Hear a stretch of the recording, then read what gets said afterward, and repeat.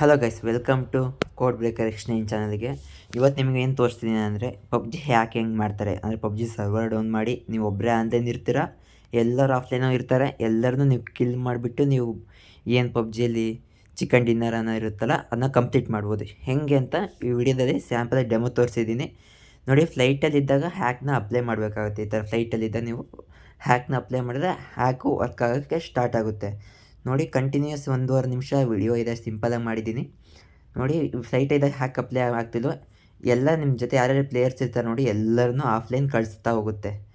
ನೀವೊಬ್ಬರೇ online ಇರ್ತೀರ ನೋಡಿ. ಇಳಿಬೇಕಾದ್ರೆ ನೋಡಿ ಅದೇ ಇಳಿಸುತ್ತೆ ನೋಡಿ, ಎಷ್ಟು ಜನ ಒಟ್ಟಿಗೆ ಇಳಿತಿದ್ದೀರಾ.